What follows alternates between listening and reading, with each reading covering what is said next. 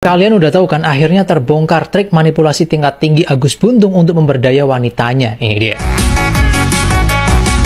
Oke guys, jadi baru-baru ini beredar sebuah video yang bersumber dari TV One, di mana sebuah video berisi suara yang katanya Agus direkam oleh orang yang hampir menjadi korban Agus. Jujur ya, ketika saya melihat video tersebut, kaget plus heran. Kok bisa seorang Agus menggunakan metode seperti itu? Yang tentunya ini trik manipulasi yang cukup mematikan sih menurutku. Jadi kalau kalian dengerin nih suara Agus di video tersebut, si Agus Buntung ini bisa memanfaatkan keterbatasan dirinya untuk memanipulasi calon korbannya. Misalnya ketika dia bilang, saya mandi aja masih dimandikan ibu, saya nggak bisa apa-apa, mana mungkin saya modus seperti cowok-cowok lain. Nah, karena si korban ini awalnya sudah dicuci otaknya terlebih dahulu dengan cara dibuat khawatir dan down. Kemudian si Agus ini seolah-olah memposisikan dirinya sebagai malaikat penolong. Maka secara otomatis si korban ini ke brainwash. Mana mungkin Agus berbuat macam-macam. Nah, diduga mungkin si Agus ini awalnya ngajak ke homestay bukan macam-macam, tapi sesuai dengan kabar berita yang katanya mandi suci. Nah, si korban yang sudah ke brainwash yang akhirnya manut ke homestay jadi kejebak juga ya, karena si Agus ini bilang ketika di dalam homestay kalau si korban ini teriak maka mereka akan dinikahkan. Karena tekanan dari Agus yang seperti itu mungkin membuat si korban ini nggak punya pilihan lain guys. Tapi ya ini tentunya menjadi pembelajaran bagi kita semua ya. Terutama selalu berhati-hati bagi kalian yang perempuan. Gimana menurut kalian? Itu Agus itu akan muji-muji cewek itu, kayak bilang, oh kamu orang baik banget, aku merasa berhutang budi, aku pengen balas budi gitu loh. Tapi nanti kalau misalnya ceweknya menolak, dia akan ngerasa kayak, oh kamu nggak ngehargain aku gitu. Secara kan di awal balik lagi ya, dia selalu nekenin kayak, aku tuh nggak berharga, nggak berharga buat hidup gitu-gitu. Nah jadinya kan si ceweknya nggak bisa nolak tuh. Pelapor yang kelima ini habis ketemu di taman apa itu, dia dibawalah itu ke taman selanjutnya. Nah muter-muter, si ceweknya nggak tahu tempatnya, dia diajakin ke situ. Pokoknya kalau ceweknya nolak tuh dia akan gitu, berarti kamu nggak menghargai aku gitu-gitu kan. Secara dibawa ke tempat itu dia nggak tahu jalan. Nah, selanjutnya setelah mereka ngobrol panjang, kalau si pelapor itu mereka tuh ngobrol nyampe jam 12 malam kayak gitulah. Terus dia tuh akan nakut-nakutin si cewek ini, karena kalau di Lombok itu di atas jam 10 kalau ketahuan cewek sama cowok berduaan bakalan dinikahin. Ternyata bukannya dibawa ke rumahnya Agus, dia malah dibawa ke homestay. Dengan alasan udah malam, nanti kalau ketahuan lagi berduaan mereka akan dinikahkan gitu. Nah di homestaynya ini pun karena ceweknya tuh kan udah malam, dia nggak tahu tempat, mau pulang juga dia bingung, terus handphonenya dia mati, dia nggak bisa apa-apa. Akhirnya mau nggak mau dia ikut masuk ke si kamarnya itu, kamar homestay itu.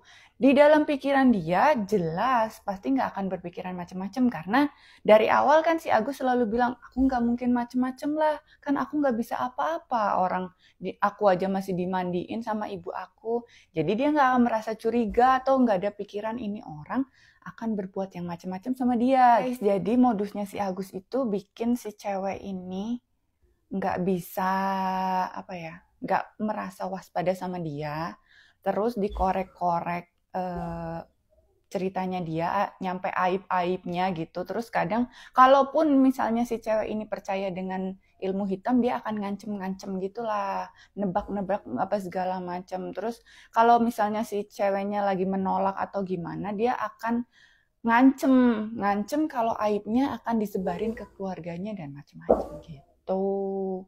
Itu jadi kalau dibilang gendam dan segala macam, enggak, ini lebih ke permain manipulasi lah. Nih si Agus nih pinter nih memang, makanya harusnya nggak ada tangannya tapi otaknya ini nih, tapi dipakai buat yang nggak bener. Belajar dari Agus Buntung yang bisa melampaui batas dengan keterbatasan. Bisa ya ternyata. Frasa yang sering kita dengar menggambarkan semangat untuk terus melangkah dan berkembang meskipun dihadapkan dengan hambatan atau keterbatasan. Entah itu fisik, emosional, finansial, atau bahkan sosialnya. Mengubah keterbatasan jadi kekuatan, memanfaatkan apa yang kita miliki jadi senjata untuk bisa menciptakan peluang baru. Salahnya Agus yang ini malah dipakai buat hal negatif. Mau belain karena dia difabel, tapi yang ngaku korbannya ada 13 orang. Ya, ini masih berjudul Agus. Agus yang diduga memperkaos dan mempengaruhi psikologi korbannya dalam bentuk komunikasi verbal. Meskipun kita semua skeptis ya kan, dan gak masuk akal, dan netizen merasa kena prank semua. Pemilik homestay udah turut speak up, kalau dia udah sering berlangganan kadang bawa lebih dari satu cewek ke tempat tersebut. Ini sulit dipercaya kalau ini nyata, sungguh ini gak masuk logika. Tapi kembali lagi, apa sih yang nggak mungkin ya kan? Kalau lihat kesehariannya aja, tampak dia bisa melakukan banyak hal. Mulai dari bawa motor meskipun roda 3, menulis walaupun dengan kaki. Di satu sisi kita kasihan dengan kondisinya, di sisi lain miris jika dia benar pelaku. Difabel dimanfaatkan untuk tindak kejahatan, ini sih keterlaluan. Nggak bisa ditolerir. Dan karena kondisinya yang menarik simpatik orang, sukar dipercaya. Sehingga orang lebih memihak ke dia daripada ke korbannya. Tapi di dunia ini memang ada ya ilmu hipnotis yang mungkin saja, apalagi para korbannya mengaku diperdaya dengan sikap manipulatif dari kata-kata. Termasuk juga kita yang lihat klarifikasinya aja terperdaya. Ini plot twist banget ya kan? Jika memang udah terbukti, semoga dijatuhi hukuman seberat-beratnya. Karena korbannya tuh pasti bakal trauma seumur hidup. Karena tindakan yang keji, dan ini jumlahnya 13 orang. Gimana menurut pendapat netizen? Ngeri juga ya skillnya si Agus buat mainin perasaan pikiran orang dengan kata-kata. Share videonya biar lebih waspada. Jangan ketipu yang kelihatannya nggak berdaya. Hati-hati. Pokoknya stay safe dimanapun. Jaga diri dan anak perempuan kalian. Mantra Agus Buntung dalam memperdaya wanita. Baru-baru ini lagi viral di berita tentang Agus Buntung yang tidak memiliki lengan tapi bisa melecehkan 15 wanita. Dan katanya ada mantra khusus. Namun ternyata setelah saya membaca di berita, mantra khusus apa sih yang dikatakan oleh Agus Buntung ini? Ternyata dia mengucapkan kata-kata yang menginspirasi perempuan, yang menguatkan perempuan, yang mensupport dan mendukung perempuan, sehingga akhirnya perempuan ini merasa dipahami, dimengerti, dan akhirnya mudah percaya kepada laki-laki. Nah, biasanya memang orang yang mudah melecehkan perempuan, biasanya mereka memiliki pola, mereka dapat menekan titik emosi. Kita kalau mau supaya lawan bicara itu bisa mendengarkan, maka kita harus menyentuh titik emosionalnya dia. Ketika otak yang berperan di dalam emosi itu bekerja, maka seseorang itu kadang bisa tidak lagi memiliki logika. Karena otak untuk emosi itu lebih primitif daripada otak yang untuk kognitif, untuk berpikir. Ketika seseorang ditekan di pusat emosinya, maka dia kadang menjadi terbawa oleh perasaan dan tidak lagi menggunakan logika, sehingga mudah untuk mempercayai laki-laki.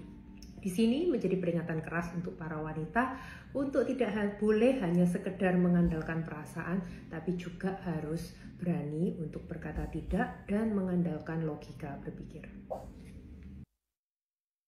Ya teman-teman, berbicara tentang nama Agus ya, dalam tanda kutip.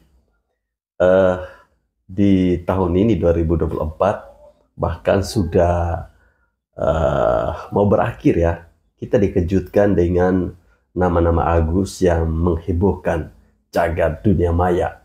Pertama tentu ada Agus yang viral karena matanya disiram air keras, kemudian ada Gus Miftah, sama-sama Gus ya. Nah, ini yang terbaru adalah Agus Buntung.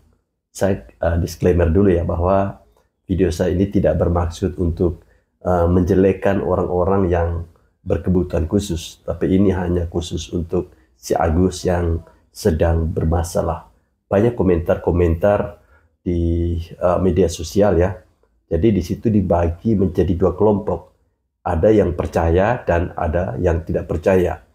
Yang tidak percaya mereka katakan bahwa mana mungkin Agus memperkaos perempuan-perempuan sementara tangannya itu buntung. Ya, minta maaf, tangan kiri kanan itu kan tidak ada. Jadi mereka bilang itu tidak mungkin. Bisa saja itu mereka hanya mau atau perempuan-perempuan itu hanya mau numpang tenar lewat Agus. Kemudian kelompok yang satu yang mengatakan bahwa kok bisa ya Agus dengan kondisi fisiknya seperti itu dia mampu memperdaya perempuan-perempuan atau wanita-wanita yang ada di sekitarnya. Bahkan bukan cuma satu orang ya, korbannya itu sampai 13 orang. Kalau teman-teman sudah pernah menonton di podcastnya Om Deddy Corbuzier ya, itu ada salah satu korban yang hadir, di mana dia menceritakan bahwa awalnya itu biasa-biasa saja. Jadi Agus ini dia memperdaya wanita itu dengan kata-katanya, dengan kalimat-kalimatnya. Ya ini mirip seperti orang menghipnotis ya. Jadi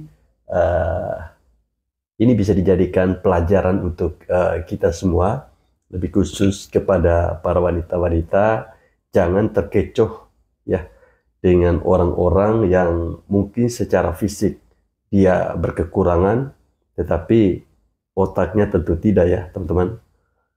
Coba lihat sampai habis. Di sini saya punya 2 jajan, cikidot. Lihat sampai habis.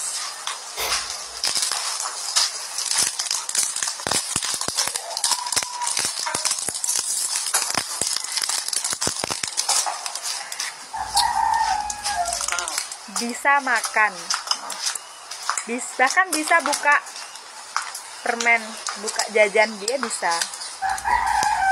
Minum dia juga bisa sendiri.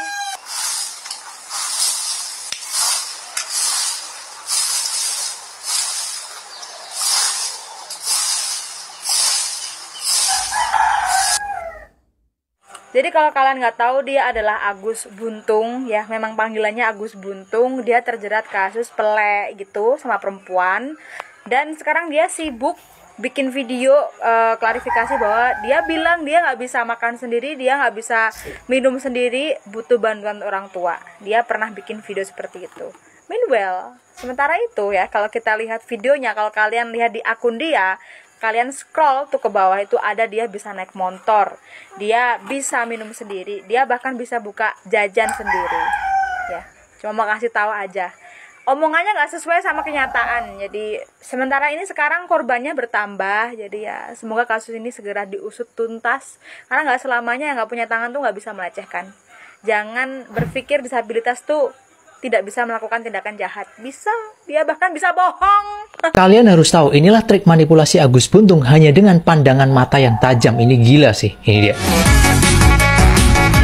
Oke guys, pasti dari beberapa kalian sudah melihat video viral ketika Agus itu diboncengkan pada saat reka ulang. Di mana dalam video tersebut ada seseorang yang memanggil dari arah belakang Agus saat diboncengkan, di mana menggunakan bahasa yang tidak biasa. Tapi uniknya, si Agus ini malah justru menoleh dengan pandangan yang sangat tajam. Bahkan si Agus ini kalau dilihat tidak ada rasa takut sama sekali sepertinya. Karena logikanya seharusnya orang yang sudah menjadi tersangka dan dilakukan reka ulang, kemudian dikerumunin banyak orang dan ditonton, harusnya si Agus ini normalnya takut ya. Gokil juga nih mental dia ya. Dimana mental-mental seperti Agus ini bisa dikatakan sudah siap mati apapun yang terjadi. Karena dengan begitu kalian gak akan takut dengan apapun. Sebenarnya masih banyak juga nih trik manipulasi ala Agus ini. Salah satunya adalah mystical manipulation. Contohnya ketika Agus menakut-nakuti seorang target yang katanya diikuti buto kahlo. Itu sebenarnya adalah trik manipulasi untuk menimbulkan rasa takut. Maka secara otomatis si target ini akan mau diarahkan kemanapun. Dan sebenarnya masih banyak banget ya trik manipulasi yang dilakukan oleh Agus ini. Dan saya putuskan untuk merumuskannya dalam sebuah manuskrip. Karena saya ingin tidak sembarang orang mengakses dan menggunakan ilmu ini. Jadi hanya orang-orang tertentu saja yang boleh menggunakan manuskrip ini. Ada kurang lebih 16 poin trik manipulasi yang ampuh, ditambah 100 poin lebih trik psikologi yang bisa membuat kalian disegani, dihormati dimanapun kalian berada. Jadi jangan disia-siakan ya, karena hanya momen ini kalian bisa mendapatkan manuskrip langka ini. Gimana menurut kalian? Kalian tahu kasus ini? Di awal kasus ini muncul, itu netizen pada bilang kalau Polri salah nangkap lah. Nggak mungkin ada difabel tanpa lengan yang memperang. Ini paling polisi lagi yang salah ini. Lagi-lagi polisi selalu salah, teman-teman. Ini keresahan saya ya.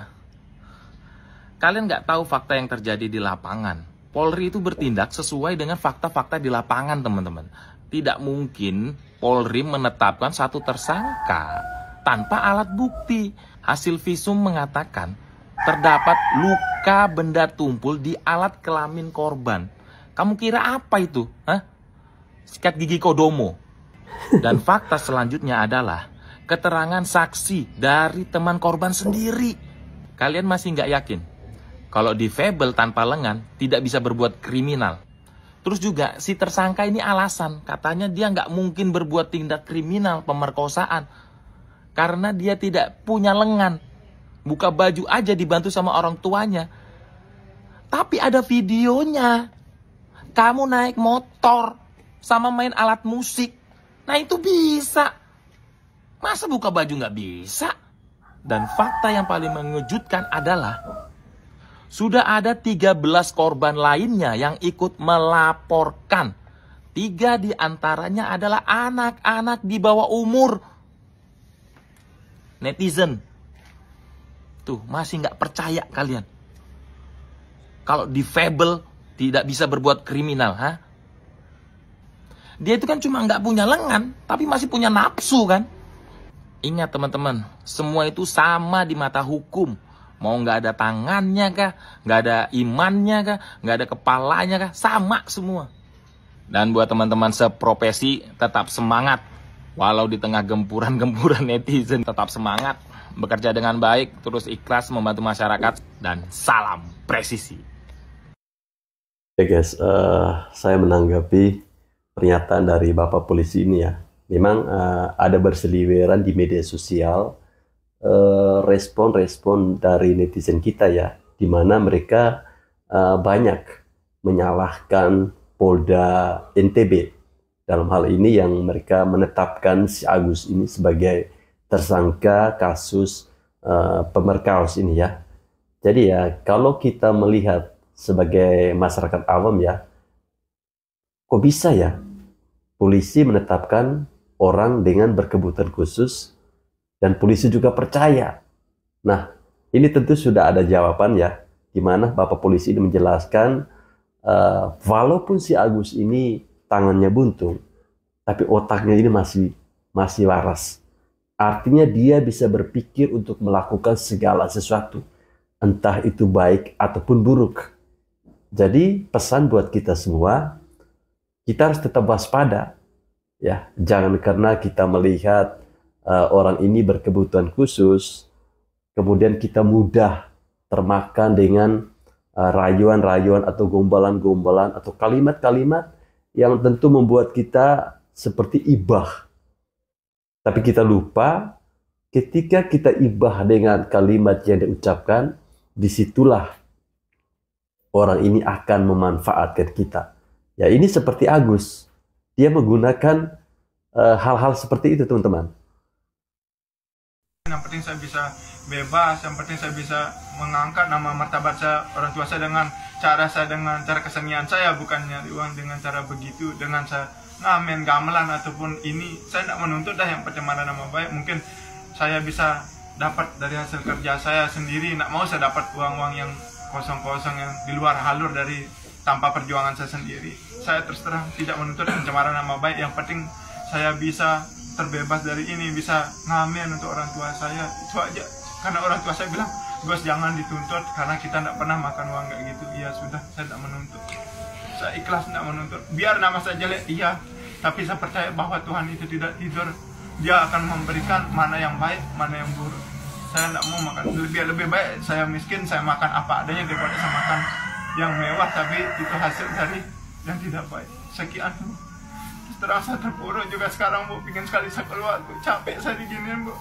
Lelah sangatlah, tidak ada orang yang pernah merasakan bagaimana hidup seperti saya dengan dituduhkan saya memperkosa atau kekerasan seksual. Coba lah pikir di mana itu. Saya bukan berarti keadaan saya kayak gini perlu dikasanin, tidak.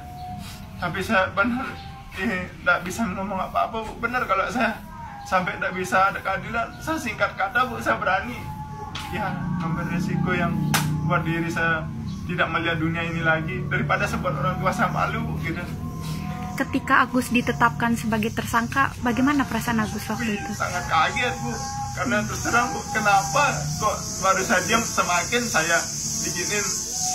Secara logika adanya kepada teman-teman semua di sini, atau masyarakat atau semuanya, pas pemeriksaan atau kekerasan seksual itu kan kekerasan itu terus terang kekerasan fisik ataupun ancamannya seperti apa yang saya gunakan.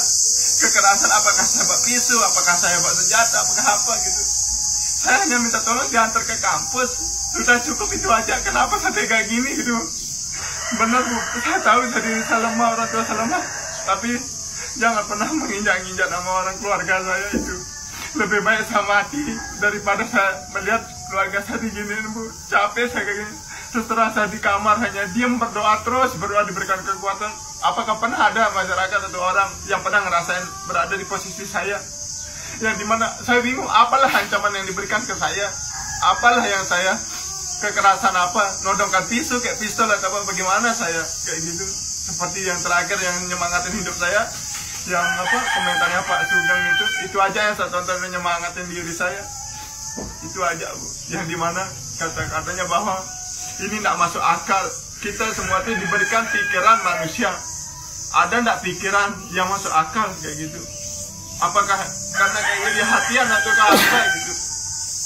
Kita punya akal sehat semuanya, pasti punya logika dalam kehidupan. Apakah seorang yang tidak memiliki tangan dengan kasus ludah paksa atau pemerkosaan atau kekerasan seksual, bagaimana? Entah itu cara fisik ataupun cara dari ancaman itu sendiri. Misalkan dari ancaman perkataan, dia bisa lari Bu, dia bisa minta tolong kepada orang yang banyak di luar teras dayana. Terus yang kedua, apakah ada kekerasan fisik? Saya lebih kalah, saya memukul, misal dia lebih bisa memukul saya. Dan yang terpenting, apakah itu atas dasar suka sama suka? Itu seketika kejadiannya itu ada suka sama suka, terus berbalik arah dengan manfaatkan keadaan, bertemu sama orang di Islamic Center, seketika berpeluang, seketika diperkosa, dan sampailah kejadian seperti ini. Tapi mohon maaf Agus sebelumnya, ini kan Agus dianterin ke kampus bahasanya. Kenapa kok tiba-tiba bisa langsung ke homestay? Apakah Agus mengarahkan si korban untuk ke homestay ini loh? Ayo kita melakukan itu. Tidak ada Bu, saya tidak ada mengarahkan, karena saya hanya minta bantuan, Mbak minta bantuan, antar saya ke kampus, bersedia gitu. Tapi kenapa dia muter-muter 3 kali di Islamic Center? Saya mengira dia akan bertemu sama temannya dulu, baru nganter saya, kan gitu. Karena pikiran saya itu, ayolah kita diajarin sama orang, berpikirlah positif ketika orang sudah membantu. Jangan pikir yang negatif. Nah, ketika itu saya berpikir, paling dia ketemu sama temannya dulu atau gimana. Terus ujung-ujungnya ke sana gitu. Nah, saya mengelawan pada di homestay itu, saya tidak bisa ngapa-ngapain, posisi saya sudah telanjang. Bagaimana mau ngelawan? Gitu. Berarti Agus juga korban ya? Korban dari si perempuan begitu? Ya gitu. Kenapa saya berani bilang korban? Karena apa? Saya dibukain Bu, kecuali saya yang buka pakai kaki saya atau saya tarik atau gimana, masuk logika. Tapi saya tidak ada menarik, dia yang buka baju saya, dia yang buka celana saya, dan dia yang di atas saya. Kan itu atas dasar suka sama suka itu. Bagaimana? Kenapa tiba-tiba bilang pemerkosaan? Kalau memang dia merasa dia terancam atau tidak suka sama suka, untuk apa dia mengembalikan saya dengan baik-baik, melepas saya di Islamic Center, digonceng saya lagi setelah melakukan itu baik-baik, tidak ada ngomong apa-apa, cuman dia bilang, halo, saya sudah mau jalan balik ini, tunggu saya di Islamic Center, tetapi saya tidak bisa berhenti sebelum kamu sampai di sana. Muter dia lagi 3 kali, kamu sudah di mana? Saya sudah di Islamic Center. Ya, kamu duluan berhenti, baru saya bisa berhenti. Nah, setelah dia berhenti, nah seketika dia ngeliat sekelilingnya ini seret. Nah, seketika turun di motor, dipeluk yang cowok itu satu, cowok itu motor cekret gitu kan. Dan yang ngomong gini, kenapa kamu bisa naik di motor ini? Dia bilang gitu. Yuk Pak, saya hanya minta tolong diantar ke kampus, kok jadi begini? Saya bilang. Terus dulu, apa alasan kamu kayak gini? Ya seperti itu Pak, saya hanya minta tolong di kampus, antar ke kampus, kok jadi begini? Nah, seketika saya laporin polisi. Iya, silakan lapor polisi kalau merasa keberatan, karena saya kan mikirnya baik-baik aja, karena tidak ada ngomong apa-apa. Setelah terus dia cewek ini nyaut, dia berbicara sama temannya itu, kita tidak bisa melaporkan dia karena kita tidak punya bukti, kalau kita tinggal aja sudah dia bilang itu. Besokannya dan malamnya itu saya lihat viral, saya dibilang seorang mahasiswa melakukan pemerkosaan di teras Udayana. Kan di teras Udayana tempat pertama terjadinya, itu kan di teras Udayana itu rame. Ya, itu tadi adalah klarifikasi si Agus terkait dengan berita viral yang sudah heboh di media sosial. Bahkan saat ini Agus ini sudah ditetapkan sebagai tersangka dan sudah dilakukan reka adegan ya. Memang kalau kita mendengar klarifikasi dari Agus ini, ya kita pakai nalar yang waras sepertinya tidak masuk akal ya. Di sini Agus merasa bahwa dia menjadi korban. Di sisi lain ada 13 korban yang mengaku menjadi korbannya si Agus. Nah, tadi saya mendengar bahwa si Agus membantah bahwa dia yang mengajak si korbannya itu ke homestay. Di sisi lain, dari pihak homestay juga pernah melakukan klarifikasi, bahkan ada buktinya, yaitu CCTV. Si Agus ini sudah berulang kali mendatangi homestay tersebut. Kemudian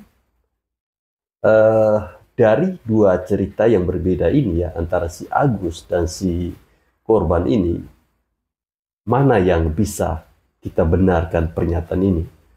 Tentu yang akan membuktikannya adalah di meja pengadilan. Kita doakan bersama-sama semoga peristiwa ini cepat selesai ya. Jangan sampai ada Agus-Agus lain, jangan sampai ada pelaku-pelaku lain yang kena korban dari si Agus ini. Cukup sudah 13 orang ini. Seperti yang disampaikan oleh Bapak polisi tadi bahwa yang buntung itu tangannya. Tapi otaknya itu dia masih waras. Dia masih bisa berpikir segala sesuatu.